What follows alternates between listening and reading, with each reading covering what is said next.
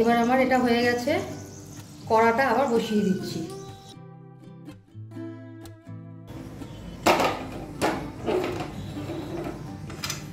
কড়াতে এবার সাম্বারটা দিয়ে দিলাম। ঠিক আছে,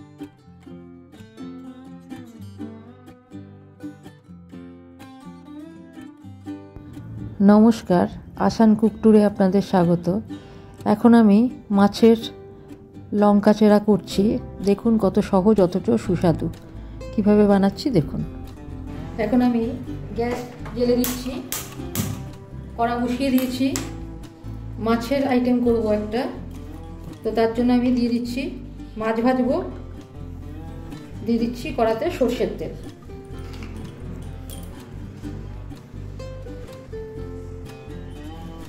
আন্দাজ মতো সর্ষের তেল নিয়ে নিলাম, কারণ এতে মাছও ভাজবো আর সবজিও ভাজবো, সেই জন্য একটু বেশি করে নিলাম। গরম হয়ে গেছে, এবার আমি এতে নুন হলুদ মাখানো মাছের রিং পিস ছেড়ে দিচ্ছি। 2 পিস করে আমি ভাজবো। গরম তেলে ছেড়ে সাথে সাথেই উল্টে দেব।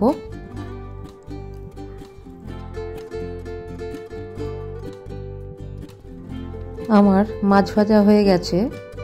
এই 2 পিসকে আমি তুলে নিচ্ছি, নিয়ে আরও 2 পিস এই তেলেতেই ভাজবো।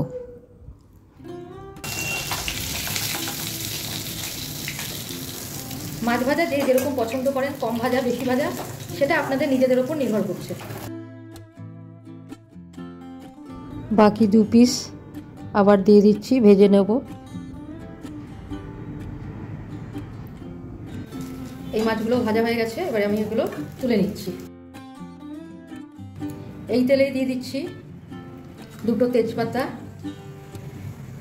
একটা কাঁচা লঙ্কা, শুকনো লঙ্কা 2 ভাগ করে দিলাম। আচ্ছা, এবার দিয়ে দিচ্ছি মেথি, অনেকটা পরিমাণ দিয়ে দিলাম মেথি। আঁচটা কমিয়ে নিয়েছি আমি।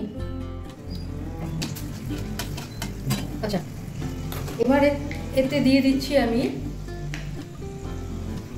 লাউ, বড় বড় লাউগুলো একটু বড় টুকরো করে কেটেছি।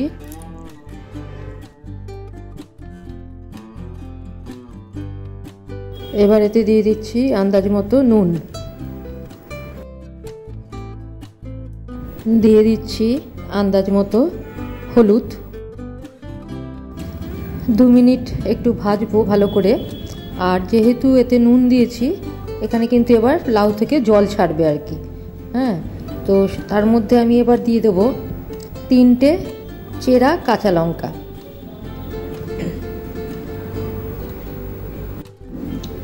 ঢেকে দেবো, লাউ থেকে জল বেরিয়ে যাক, তারপরে ফিরে আসছি।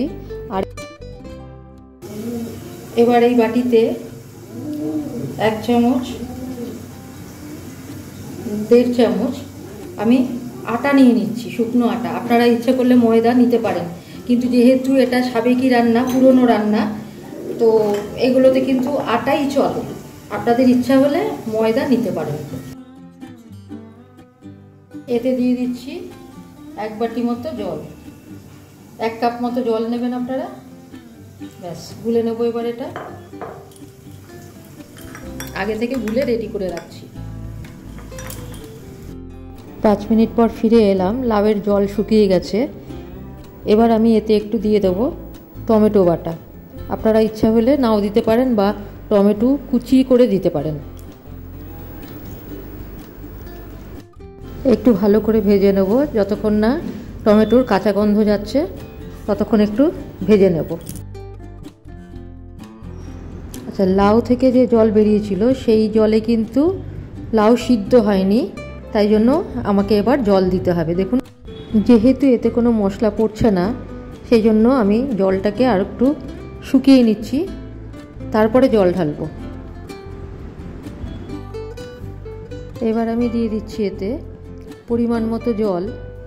জলটা একটু বেশি পরিমাণে দেব, কারণ শুধু লাউ সিদ্ধ না, তার সাথে একটু গ্রেভি রাখতে হবে, ঝোল একটু রাখতে হবে, সেই জন্য এটা দিয়ে দিলাম। জলটা পরিমাণ মতো দিয়ে দিলাম, দিয়ে এবার ঢাকা দিয়ে দিচ্ছি, সিদ্ধ হোক।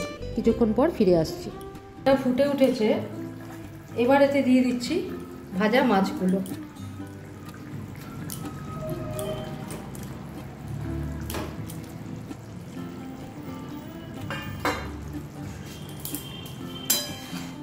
মাছের মধ্যে একটু রস ঢুকবে বা ঝোলটা ঢুকবে।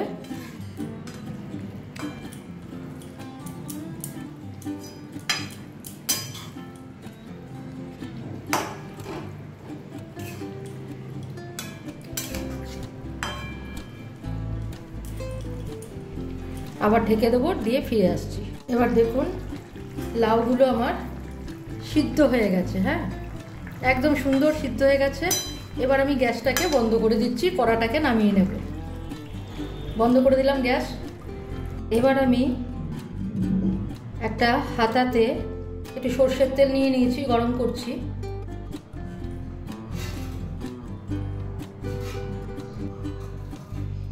এতে দিয়ে দিচ্ছি দুটো চেরা কাঁচা লঙ্কা, আর দিয়ে দিচ্ছি একটু মেথি। আবার একটু মেথি দিচ্ছি, বুঝতেই পারছেন এটা আমি সাম্বার দেব।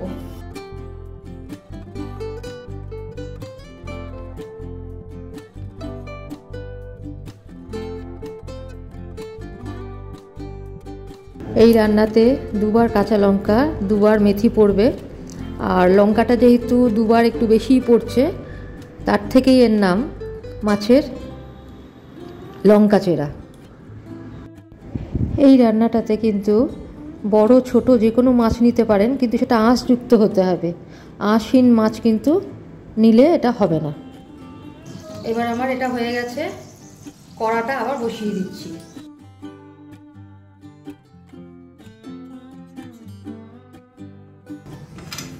কড়াতে এবার সাম্বারটা দিয়ে দিলাম। ঠিক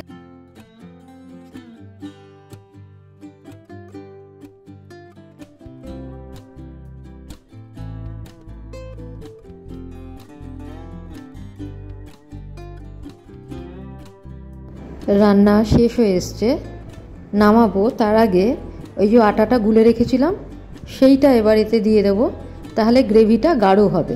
দেখলেন তো কোনো মশলাই পড়লো না। এবার এই গোলা জলের কাঁচা গন্ধটা যাতে চলে যায় সেই রকমভাবে একটু ফুটিয়ে নেব, একটু গ্রেভি গাঢ় হয়ে আসবে তাতে। এমনি যে কোনো রান্নাতে কিন্তু যদি কম মশলা দিয়ে রান্না করেন, আমি কিন্তু প্রায়ই এরকম করি, আমার রান্নাগুলো একটু কম মশলা দেওয়া হয়, আর শেষে কিন্তু একটু আটাগুলা দিয়ে দিই, তাতে একটু গ্রেভিটা গাঢ় লাগে, পাতলা টেলটেলে ঝোল হয় না। একটু এটা ফুটিয়ে নেব, ঝোলটা একটু কমবে, ঝোলটা কমিয়ে নিয়ে ফিরে আসছি। যারা কম মশলায় রান্না খেতে চান তারা এইভাবে রান্না করবেন। একটু আটা গোলা বা ময়দা গোলা, এগুলো আমাদের ট্র্যাডিশনাল রান্নার সিস্টেম। চাইনিজ যে কোনো রান্নাতেই দেখবেন কর্নফ্লাওয়ার দেওয়া হয়, সেটা কিন্তু ভুট্টার আটা। সেটা ভালো কি মন্দ আমি জানি না, কিন্তু আমাদের ময়দা কিন্তু ভীষণই ক্ষতিকর আটার তুলনায়। সেই জন্য ট্র্যাডিশনাল ব্যাপার হচ্ছে আটা গোলা দেয়া, এইভাবে রান্না করতে পারেন। ময়দা শরীরের পক্ষে ক্ষতিকর, চিটচিটে আর কি, তো সেই জন্য ইচ্ছা হলে আপনারা দিতে পারেন। যাই হোক, আমার রান্না শেষ হয়ে এসছে, আমি এবার গ্যাস বন্ধ করে দিচ্ছি, প্লেটিং করে দেখাচ্ছি। মাছের লঙ্কা চেরা রেডি টু সার্ভ।